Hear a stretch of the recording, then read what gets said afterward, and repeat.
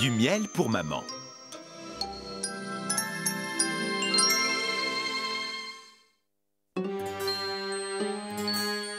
La journée s'annonce magnifique et Connie est très heureuse. Et savez-vous pourquoi elle est si heureuse? Parce que sa maman va faire un délicieux gâteau. Dis-moi, Connie, voudrais-tu m'aider à préparer ce gâteau? Alors, tu devrais aller dans les bois chercher du miel pour que le gâteau soit bien sucré. C'est entendu, je rapporterai le meilleur miel de la forêt. Vous allez voir.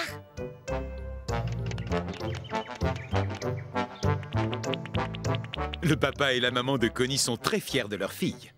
C'est une gentille petite vache et elle est toujours prête à rendre service.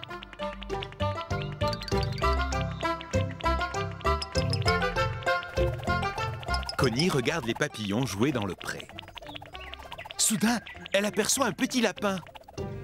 Bonjour, petit lapin. Je cherche du miel. Tu sais où je peux en trouver? Non, désolé, je peux seulement te dire où trouver des carottes. Ça ne fait rien, je vais me débrouiller. Au revoir, petit lapin.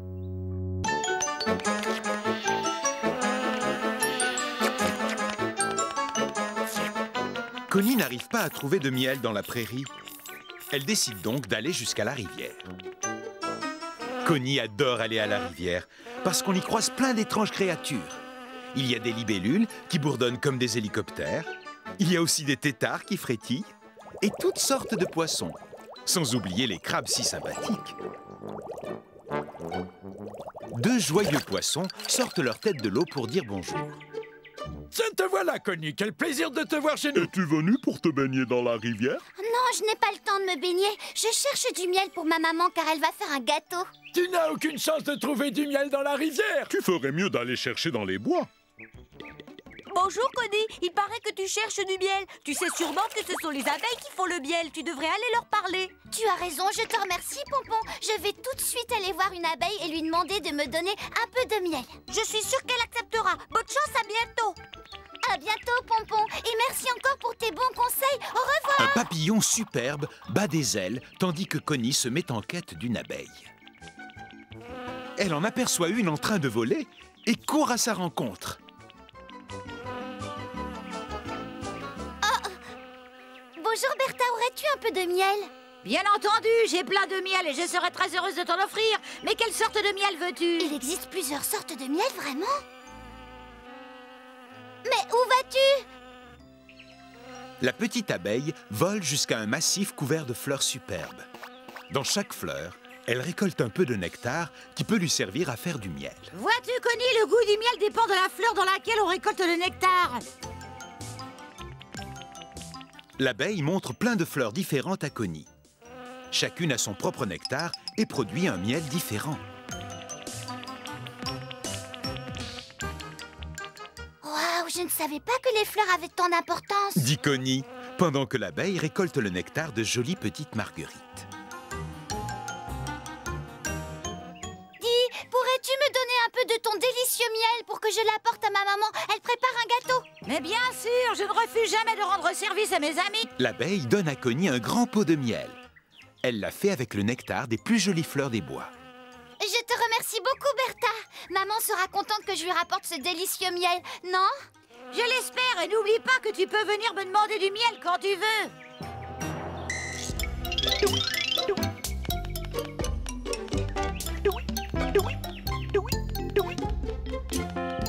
Connie se met en route vers sa maison. Elle porte le pot de miel en faisant bien attention. Elle se sent très heureuse. Connie est fatiguée d'avoir autant marché. Elle décide de se reposer un peu. C'est alors que Gros-Bec vient à passer par là. Waouh, que vois-je? C'est du miel, j'adore ça. Gros-Bec est tellement content de trouver du miel qu'il ne remarque même pas Connie qui dort juste à côté.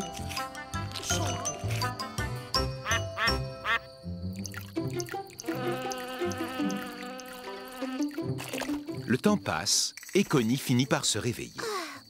À sa grande surprise, elle s'aperçoit qu'elle a dormi. Ah, cette petite sieste m'a fait beaucoup de bien. Je me sens en pleine forme. C'est alors qu'elle découvre que son miel a disparu. Mon pot de miel a disparu. Où est-il? Je crois pouvoir deviner qui me l'a pris. Je parie que c'est ce gourmand de gros bec. Regardez-le un peu, il a dévoré tout mon miel et maintenant il dort profondément. Gros bec, gros bec. Tiens, bonjour Connie, comment vas-tu? Gros bec, où est mon pot de miel? C'est toi qui as tout mangé? En effet, j'ai mangé un pot de miel qui était délicieux, mais je ne me doutais pas que c'était à toi. Oh, ce n'est pas grave, gros bec. Je n'aurais pas dû m'endormir en laissant le miel comme ça, n'est-ce pas? Il est trop tard pour aller redemander du miel à l'abeille. Connie rentre donc tristement chez elle. En arrivant, elle raconte tout ce qui s'est passé à sa maman. Par ma faute, il n'y aura pas de miel dans le gâteau. Je suis désolée. Mais bien sûr qu'il y aura du miel dans le gâteau. Du miel des plus jolies fleurs des bois. Ce sont tes amis qui me l'ont apporté juste avant que tu arrives. Je suis allée voir personnellement Bertha la veille et elle m'a donné un autre pot de délicieux miel exprès pour toi. Je te remercie, gros bec. Bertha et toi, vous êtes des amis. Et la maman de Connie fait un délicieux gâteau. Tous les animaux déclarent qu'ils n'en ont jamais mangé de meilleur.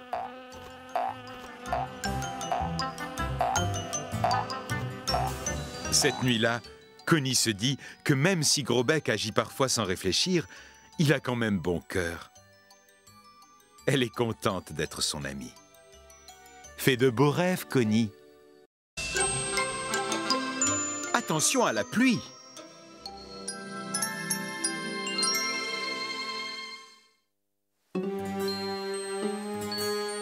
Il pleut depuis des jours et des jours. Connie est obligée de rester dans sa petite maison. Dis, maman, crois-tu qu'il va s'arrêter de pleuvoir? Bien sûr que la pluie va s'arrêter. Regarde, le temps commence déjà à s'éclaircir. La maman de Connie a raison. Le soleil ne tarde pas à sortir et à briller plus que jamais. Quel arc-en-ciel magnifique!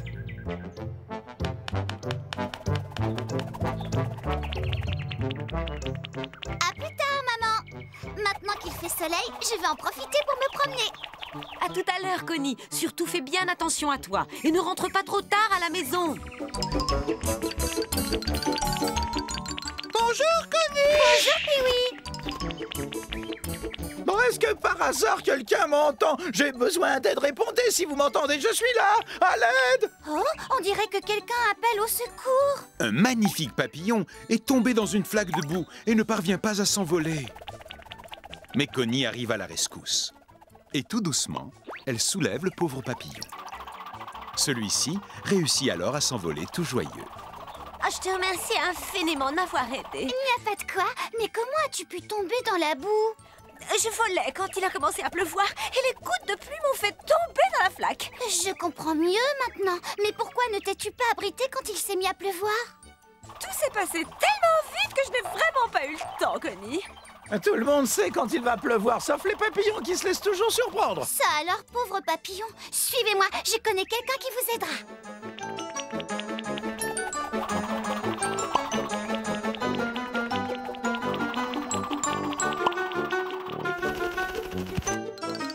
Les papillons ne savent pas quand il va pleuvoir.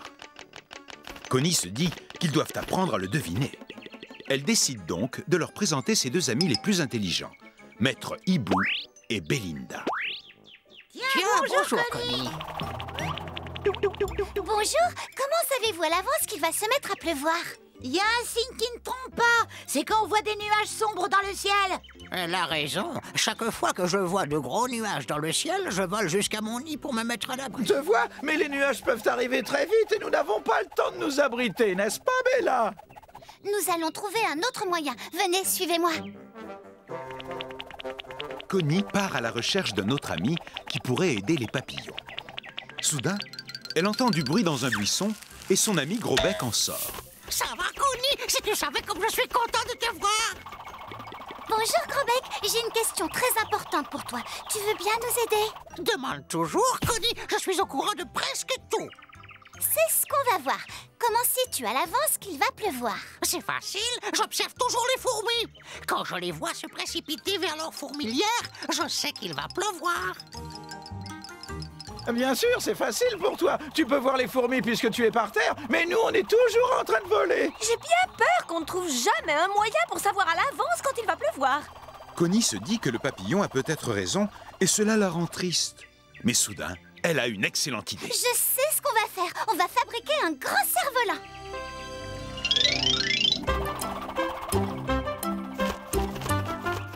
Avec l'aide de Gros Bec et de ses amis les fourmis, Connie fabrique un magnifique cerf-volant. Maintenant, voilà ce que nous allons faire. Quand je saurai qu'il va pleuvoir, je ferai voler le cerf-volant. Comme ça, quand vous le verrez dans le ciel, vous saurez qu'il faut vous mettre à l'abri. Mais comment ce cerf-volant peut-il voler? Il n'a pas d'ailes. Et c'est très simple, les cerfs-volants volent parce qu'ils sont poussés par le vent. Connie montre à Gros Bec comment le cerf-volant fonctionne.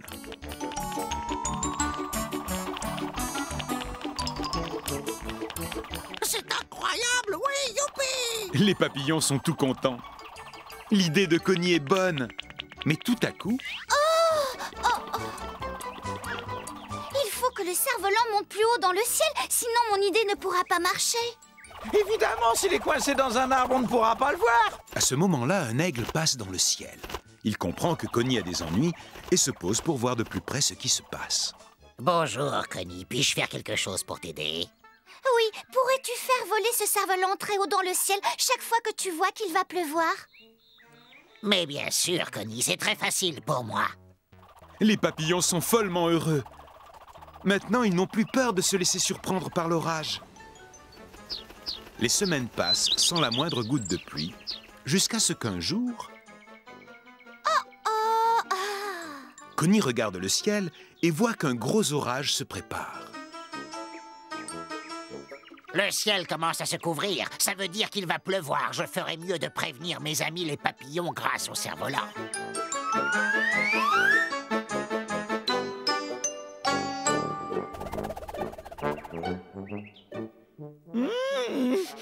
Comme ces fleurs sentent bon. Tu devrais plutôt regarder le ciel. C'est le cerf-volant, cela signifie qu'il va pleuvoir. Allons vite nous mettre à l'abri avant l'orage. L'aigle fait voler le cerf-volant très haut dans le ciel pour prévenir qu'un orage se prépare.